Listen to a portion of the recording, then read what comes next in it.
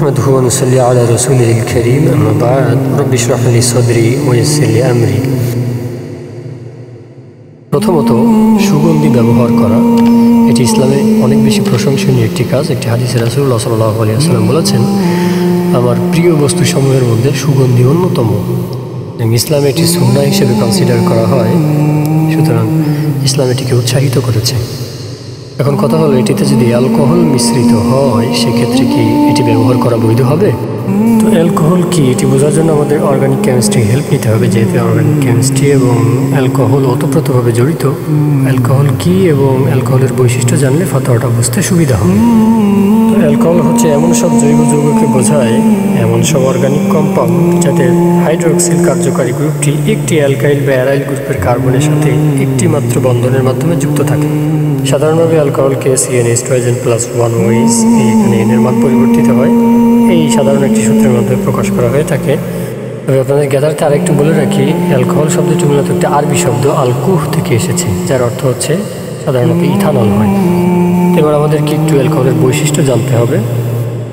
প্রথম 12টি অ্যালকোহল অর্থাৎ C1 থেকে C12 পর্যন্ত বর্ণহীন তরল পদার্থ, অর্থাৎ ওই যে বলেছিলাম যে CnH2 এখানে এর মান পরিবর্তিত হয়, অর্থাৎ মিথানল, ইথানল, প্রোপানল এগুলো হচ্ছে বর্ণহীন তরল পদার্থ। উচ্চতর অ্যালকোহলগুলো ওয়াক্সের মতো কঠিন।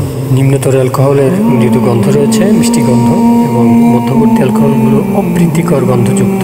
আর উচ্চতর অ্যালকোহলগুলো হচ্ছে বর্ণহীন, গন্ধহীন। এগুলো হচ্ছে ভৌত ধর্ম, রাসায়নিক ধর্ম নয়। তো আমরা মোটামুটি অ্যালকোহলের একটা পরিচয় পেয়ে গেলাম। তো আমি এর ইনডেপথ আলোচনা করবো না, cause which is not necessary for now. এখন যেটি অ্যালকোহল, আরবিতে যেটিকে খমর বলা হয়, মদ, এটি ইটসেলফ হারাম কিনা এটি নিয়ে স্কলারদের মধ্যে ইখতিলাফ রয়েছে। মদ পান করা অর্থাৎ খমর পান করা হারাম, এটা নিয়ে কারোর মধ্যে ইখতিলাফ নেই। এটা নিয়ে আল্লাহ সুবহানাহু ওয়া তাআলা কোরআনে একটা আয়াতে বলেছেন, সূরা মাইদাতে, ইন্নামাল খামরু ওয়াল মাইসিরু ওয়াল আনসাবু ওয়াল আজলামু রিজসুম মিন আমালিশ শাইতান ফাজতানিবুহু লাআল্লাকুম তুফলিহুন। O believers, intoxicant, gambling, idols, and drawing lots for decision are all evil of Satan's handiwork. So shun them so you may be successful. কিন্তু এই খমর বা মদ এটা শরীরে অথবা পোশাকে লাগলে সেটা নাপাক হবে কিনা এটি নিয়ে স্কলারদের মধ্যে দ্বিমত রয়েছে। এটি নিয়ে স্কলারদের মধ্যে ইখতিলাফ রয়েছে। কেউ কেউ বলেছেন যে এটি যদি শরীরে বা কাপড়ে কোনো স্থানে লাগে তাহলে এটিকে ধুয়ে পরিষ্কার করে তারপরে সালাত আদায় করবে। আবার কেউ কেউ বলেছেন যে না, এটি যদি কাপড়ে বা শরীরে লাগে তাহলে ধোয়ার প্রয়োজন নেই। যেমন ধরুন, অনেক তুহুর বা পবিত্র জিনিস রয়েছে যেগুলো আমরা মূলত খেতে পারি না। মাটি পাক, এমন পাক যে আমাদেরকে পবিত্র করে, কিন্তু এই মাটি আমরা খেতে পারি না। পক্ষান্তরে মদ, এটি আমাদের জন্য পান করা হারাম, কিন্তু ইটসেলফ এটি হারাম নয়।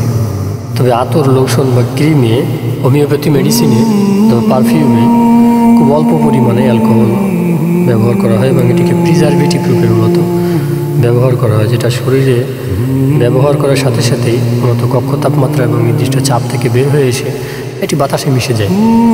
তো এই কারণে অনেক স্কলারই বলেছেন যে অ্যালকোহল মূলত শরীরে বা কাপড়ে লাগলে শরীর নাপাক হবে না, এবং এটি ইউজ করে সালাত আদায় করলেও কোনো সমস্যা নেই। তবে তাকওয়ার যদি আপনি উচ্চ পর্যায়ে পৌঁছাতে চান, হাইয়েস্ট লেভেল অফ তাকওয়া, তাহলে অ্যালকোহল মুক্ত যদি কোনো আতর বা পারফিউম পাওয়া যায় তাহলে সেটাকে ব্যবহার করা সর্বোত্তম। আল্লাহু তাআলা আ'লাম।